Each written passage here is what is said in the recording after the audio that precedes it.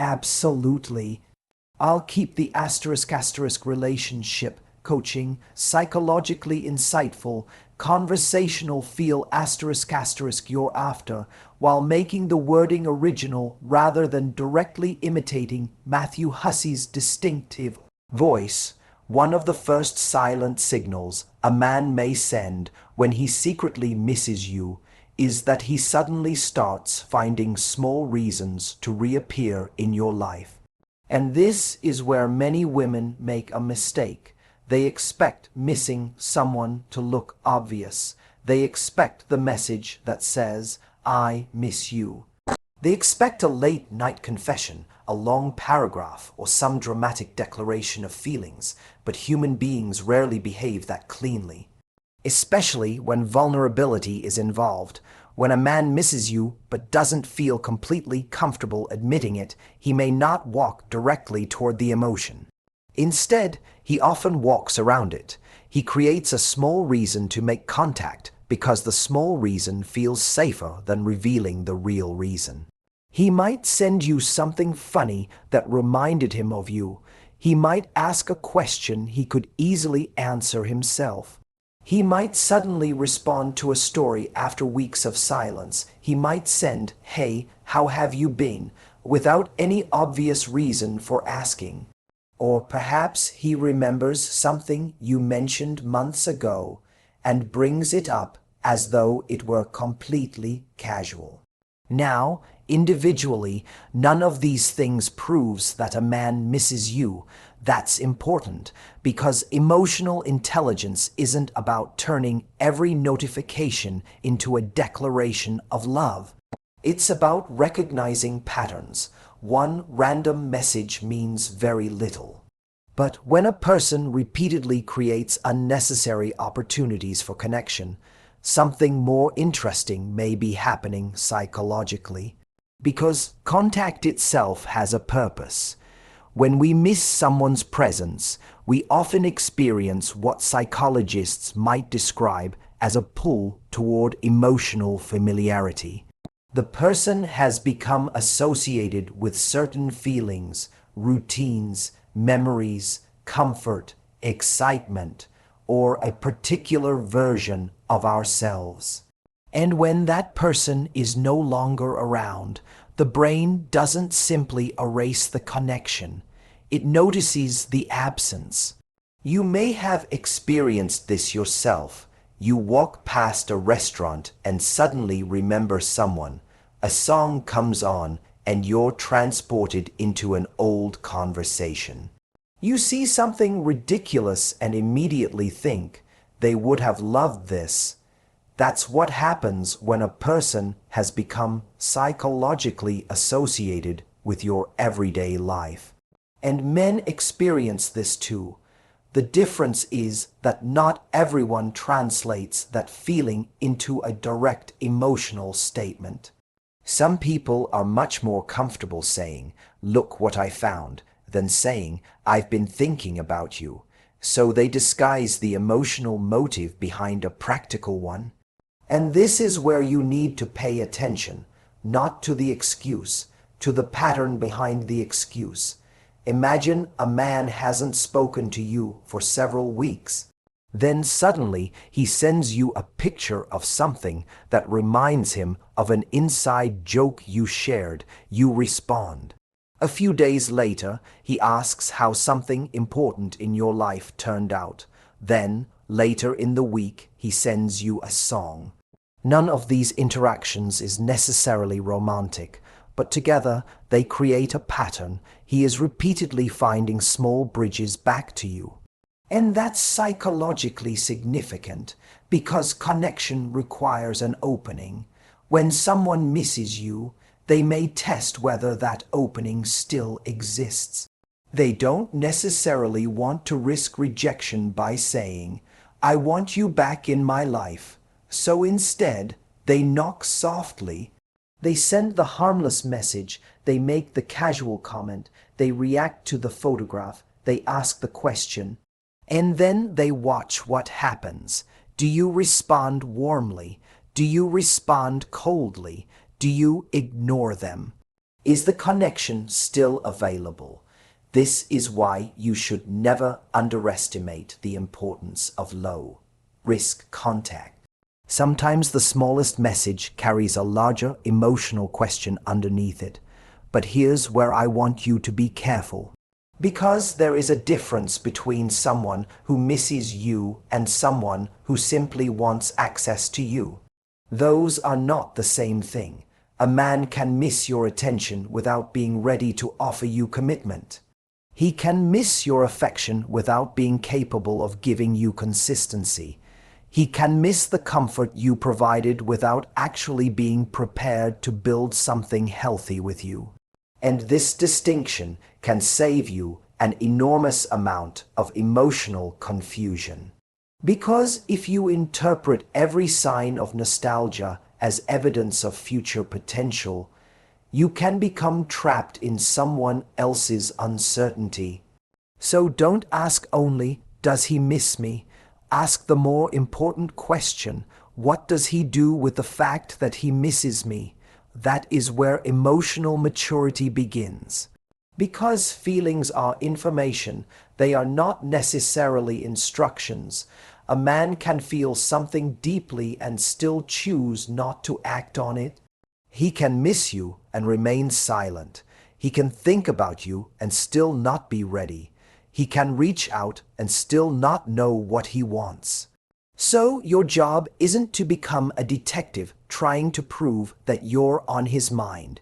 Your job is to observe what happens after he reaches out.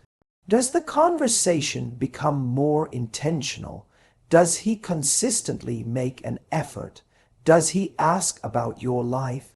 Does he remember the details that matter to you? Does he create opportunities to see you? Does his communication become clearer rather than more confusing? Because genuine interest eventually has to move from signal to behavior. And this is one of the most important principles in relationships. You should never have to build an entire relationship out of clues. A clue can be interesting, a pattern can be meaningful, but effort is what makes the meaning real. So if a man suddenly reappears, don't panic. Don't immediately assume, "He's finally realized my worth." And don't rush to punish him either. Simply observe. Let him reveal his intention through consistency. If he sends a casual message, respond according to what feels authentic to you. But don't carry the entire interaction on your back. If he asks a question, answer it. You don't need to manufacture 10 more questions just to keep him talking. If he opens a door, you can decide whether you want to walk through it. But you don't have to drag him through the doorway. Because there's something incredibly powerful about allowing another person to demonstrate their own desire. When you stop doing all the emotional work, you get information. You discover whether he actually wants connection or whether he simply wanted reassurance that you were still available. And those are two very different things. The woman who understands this doesn't become obsessed with decoding every message. She becomes observant. She watches. She listens. She notices whether his actions gradually become clearer. And perhaps most importantly, she doesn't abandon her own standards simply because someone from her past has suddenly become curious about her again. Because sometimes a person returns because they genuinely recognize what they lost. And sometimes they return because they miss how you made them feel. Your wisdom is knowing the difference. So when he suddenly finds a small reason to reappear, don't focus only on the fact that he contacted you. Look at what happens next, because the message is only the knock on the door. His consistency is what tells you whether he actually wants to come inside. For the second part, I'll keep the same psychologically grounded, conversational coaching style and make the wording original rather than directly reproducing Matthew Hussey's distinctive voice. And then there is another signal that is much quieter, but in many ways much more revealing. When a man secretly misses you, he may begin bringing the past back into the present. He might mention a place you once went together. He might reference an inside joke that only the two of you understood. He might send you a song you once listened to. He might casually bring up a conversation you had months ago, or remember a tiny detail about something you told him when you didn't even expect him to remember it. And on the surface, it can seem completely ordinary. You might think, oh, he just remembered. But memory is rarely as random as we imagine. Our minds don't store every experience with equal emotional weight. We remember certain moments because they became attached to feelings. A particular song isn't just a song anymore. A restaurant isn't just a restaurant. A phrase isn't merely a phrase. It becomes connected to a person, and when that person is no longer present, those associations can remain. This is why someone can suddenly hear a song they haven't heard in years and immediately feel something they thought they had forgotten. The memory wasn't gone, it was simply quiet, and sometimes when a man misses someone, those emotional memories begin surfacing in conversation. Notice the distinction here. He isn't necessarily saying, "I have been thinking about you all day." Instead, he says, "Do you remember that place we went?" Or, "I heard that song the other day." Or, "I was thinking about that ridiculous thing you said once." He may package the memory as casual conversation, but the fact that he chose to bring that memory into the interaction can tell you something, because when we communicate with someone, we have thousands of possible things we could say, yet we select certain things, and what we repeatedly select can reveal where our attention is going. This doesn't mean every nostalgic comment is evidence of romantic feelings. That's where emotional maturity matters. A person can remember you without wanting you back. A person can feel nostalgia without wanting a relationship. And a person can genuinely care about you while still knowing that the relationship belongs in the past. So, don't turn one memory into a prophecy. Look at the emotional pattern. Is he repeatedly returning to shared experiences? Does he seem unusually interested in the moments you had together? Does he remember details that would have been easy to forget? Does he bring up the version of your relationship that carried emotional significance? And perhaps most importantly, does he seem to be using those memories as a bridge toward greater connection? Because memory itself isn't the signal, the way memory is used can be. Think about what nostalgia actually does to us. Nostalgia compresses time. For a moment, the distance between the past and the present becomes smaller. You remember how someone looked at you. You remember the sound of their voice. You remember how you felt when you were around them. And suddenly, something that happened months or years ago feels emotionally close. That's why nostalgia can be powerful. It doesn't simply tell us what happened. It reminds us who we were when it happened, and this is something people often overlook. Sometimes a man doesn't just miss the woman, he misses the version of himself that existed around her. Maybe he was more playful, maybe he felt understood, maybe he felt admired, maybe life felt lighter. Maybe there was a particular emotional safety in the relationship that he hasn't found elsewhere. So when he remembers you, he may also be remembering himself. And that distinction is fascinating because relationships don't only become part of our memories, they become part of our identities. We become accustomed to being someone's partner, someone's confidant, someone's favorite person to call. When that disappears, there can be a psychological adjustment. The silence creates space, and into that space, memories return. This is why you shouldn't be surprised if someone who seemed perfectly fine suddenly starts mentioning things from the past. People often process loss differently from how they display it.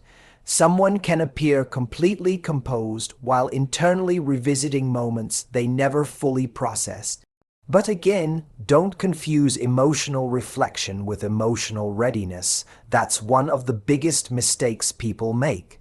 They hear a man say, "I remember when we did that," and immediately think he wants me back, maybe. But maybe he simply misses the feeling. Maybe he's curious. Maybe he's lonely. Maybe he's comparing the present with the past. Maybe he's finally recognizing the significance of something he didn't appreciate at the time. There are many possibilities. And your power comes from not needing to decide which possibility is true before his behavior gives you more evidence. Let him reveal it. If he brings up a memory, you don't have to interrogate it. You don't need to say, "Why are you telling me this?" You don't need to force a confession. You can simply notice, because when you stop trying to extract certainty from someone, you become much better at seeing what they're actually communicating. And this is particularly important for women who have experienced inconsistent relationships. When someone from your past suddenly becomes nostalgic, it can awaken hope. You begin filling in the blanks. You start imagining what his message means. You reread the conversation. You analyze the punctuation. You wonder why he remembered that specific moment, and suddenly you're emotionally living 10 steps ahead of the evidence. Don't do that. Stay where the evidence is. If he remembers something, acknowledge it. If he continues reaching out, observe it. If he begins making effort, recognize it. If he wants to see you, let him demonstrate that. You don't need to turn a memory into a relationship before the relationship actually exists. Because there's a beautiful philosophical lesson here. The past can tell us what mattered, but it cannot tell us what will happen next. A memory is evidence that something was meaningful. It is not a promise that something will happen again. And that's an incredibly important distinction. You can honor the past without becoming trapped by it. You can smile at an old memory without deciding that it means you belong together. You can recognize that someone misses you without deciding that you must return to them. And that is emotional freedom. So if he starts bringing those old moments into conversation, pay attention to the emotional texture of what he's doing. Is he simply reminiscing, or is he trying to recreate connection? Is he talking about the past because he's lonely? Or is he using the past to open a door toward the present? Is he remembering you? Or is he beginning to show you that he wants you back in his life? You don't have to answer those questions immediately. Give his behavior time to answer them for you. Because a genuine desire for reconnection doesn't remain trapped in nostalgia forever. Eventually, it moves forward. Eventually, someone who truly wants to reconnect has to make present-day choices. They have to communicate. They have to make effort. They have to take emotional risks. They have to show up. That's when memory becomes meaningful. Not when someone tells you they remember, but when what they remember inspires them to behave differently in the present. And perhaps that's the lesson I want you to take from this. Don't be impressed simply because someone remembers what you gave them. Be interested in whether they now understand what it takes to keep it, because nostalgia can bring someone back to your mind. Absolutely. I'll keep it original, psychologically grounded, conversational, and consistent with the previous two segments, without directly imitating Matthew Hussey's distinctive voice. And then we come to perhaps the quietest signal of all. Sometimes, when a man secretly misses you, he doesn't move toward you directly. He watches from a distance. He may keep up with your life without openly announcing that he's paying attention. He may notice a change in your appearance, remember something you posted, react to something you shared, or somehow know about a part of your life that you never directly discussed with him. And this can be confusing because observation doesn't always look like affection. In fact, sometimes it looks like nothing at all. There's no dramatic confession, no, I can't stop thinking about you, no grand romantic gesture, just attention. And attention is interesting because psychologically, it is one of the clearest indicators of what occupies the mind. We have limited attention. Every day there are thousands of things competing for our awareness: messages, work, responsibilities, entertainment, people, problems, ambitions. Yet certain people continue to capture our attention even when we're not actively trying to think about them. That's why you can tell yourself, I'm completely over this person, and then find yourself checking their profile 5 minutes later. Attention often reveals what intention tries to conceal. Now, before you get excited about that statement, there is an important distinction. Someone watching you is not automatically someone who wants you. A social media view isn't a declaration of love. A like isn't commitment. A quick reaction isn't emotional availability. And if you start interpreting every digital interaction as evidence of hidden feelings, you're going to create a story that may have very little connection to reality. The more useful question is not, is he watching me? The more useful question is, what does his attention look like over time? Because patterns are more informative than isolated moments. Imagine a man who never speaks to you but occasionally views a story that tells you almost nothing. Now imagine a man who consistently pays attention to what you're doing, remembers details you shared, notices changes in your life, occasionally finds reasons to respond, and seems unusually aware of what is happening with you. Now you've got a pattern worth observing, not necessarily a conclusion, but a pattern, and there is a philosophical lesson here that goes far beyond dating. We often want certainty before we have evidence. We want to know what someone feels before they've shown us. We want to interpret the hidden meaning behind every action. But relationships don't give us certainty upfront. They give us information gradually, and emotionally mature people learn to tolerate that uncertainty without immediately filling it with fantasy. This is especially important when you have feelings for someone, because when you want a particular answer, your brain becomes very good at finding evidence for it. He viewed your story, he misses me, he liked your picture, he's thinking about me, he asked how you're doing. He wants to come back, maybe, but maybe not. And the difference between emotional intelligence and wishful thinking is the ability to hold both possibilities until reality becomes clearer. That's a powerful skill, because when you don't need to force an interpretation, you become much harder to manipulate and much less likely to manipulate yourself. Now, let's look at why someone might watch from a distance in the first place. Sometimes it's curiosity. Sometimes it's nostalgia. Sometimes it's attraction. Sometimes it's uncertainty. Sometimes it's fear of rejection.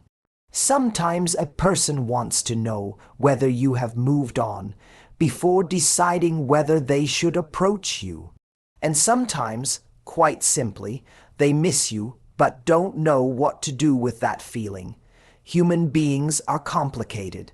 We can want connection and fear vulnerability at the same time. We can miss someone and still hesitate to contact them. We can wonder about someone while convincing ourselves that we're better off staying away. This is why indirect behavior exists. It creates psychological distance. Watching is safer than approaching.